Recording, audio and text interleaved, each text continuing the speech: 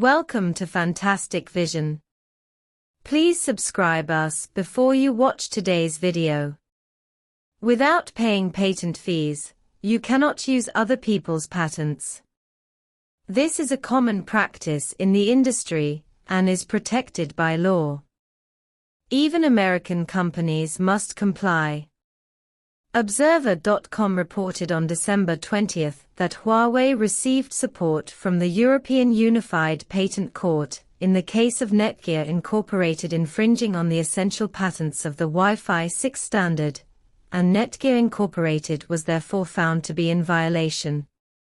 It is reported that the relevant patent number is EP3611989, which involves information transmission methods and devices for wireless local area networks, and is owned solely by Huawei.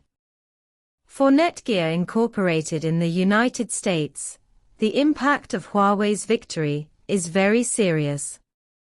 According to the judgment, all products sold by the company that contain Huawei patents must be recalled or destroyed on the spot, and it is also necessary to bear liability for breach of contract and pay Huawei corresponding compensation. What is more difficult than losing the case is that due to the constraints of the ban of the European Unified Patent Court, Netgear Incorporated in the future will almost lose its market in developed countries such as Belgium, Denmark, Sweden, Finland, Germany, France and Italy, and this American company is destined to go bankrupt. Is it feasible to sell only products containing Huawei Wi-Fi 6 patents in the US market? Because American companies are protected by their own government and courts, the answer is obviously no. Once the rules are broken, everyone may become outlaws, so the market will be flooded with inferior goods, and companies and institutions that rely on licensed patents will face the risk of instant revenue loss. For example, technology giants such as Ericsson, Nokia, Qualcomm and Huawei all hold various patent licenses in the 4G and 5G fields. If mobile phone manufacturers want to use these patents, they need to pay the corresponding fees. Ericsson charges between $2.50 and $3 for each smartphone.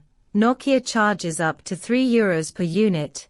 Qualcomm charges a fee based on the factory price of the mobile phone, with a ratio of about 2.27% to 5%.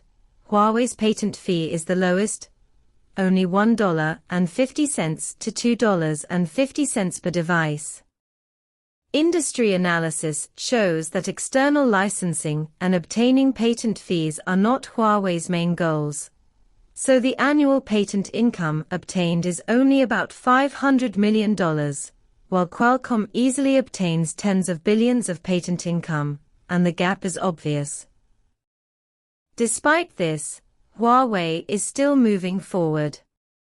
It is worth noting that Huawei owns 10% of 4G patents, 15% of NB-IoT patents, 20% of 5G patents, and almost all Wi-Fi 6 and LTE-M patents worldwide.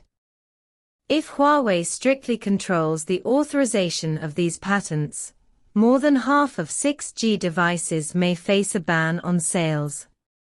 This may be the fundamental reason why Netgear, an American company, tried to circumvent Huawei's patents for research and development, but could not find an effective way. Obviously, only when the truth is in one's own hands can one say no to competitors and set entry standards unilaterally. If Huawei had not invested heavily in research and development every year and obtained patents and new technologies far exceeding other competitors, only Chinese companies would be restricted today. I believe that those who criticize Huawei may feel ashamed of their irrational behavior after learning that Huawei won the case in the European court. After all, few large companies are willing to spend 20% or more of their revenue on pure research and development. Based on this fact, I would like to share two views. First, the United States faces the risk of being choked by China. In the field of Wi-Fi 6 communications, American companies cannot avoid Huawei's patent licensing, which shows that China has surpassed the United States in some industries and become the new leader of the industry.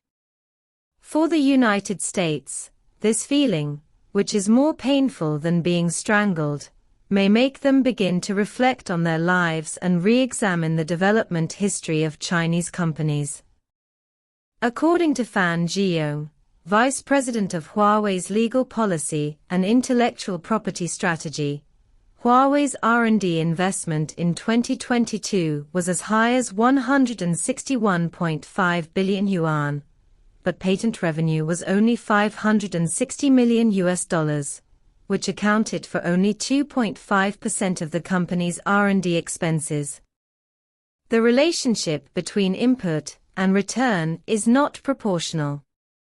Usually, it is difficult for companies to persist for a long time. Only Chinese companies are struggling, and the United States can do nothing about it. Secondly, in the field of new energy vehicles, China will make the United States pay for its arrogance and misjudgment. According to reports, China has mastered more than 70% of new energy vehicle patents. In addition, the entire industrial chain required to manufacture new vehicles is also concentrated in China.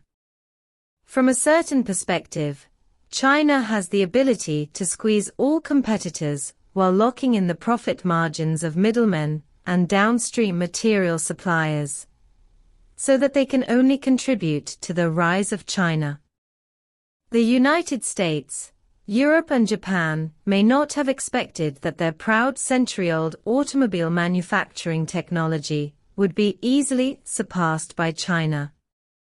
China has led a new technological revolution with its outstanding attitude and has become a pioneer in the research and development and promotion of new technologies, which will make China's national strength stronger.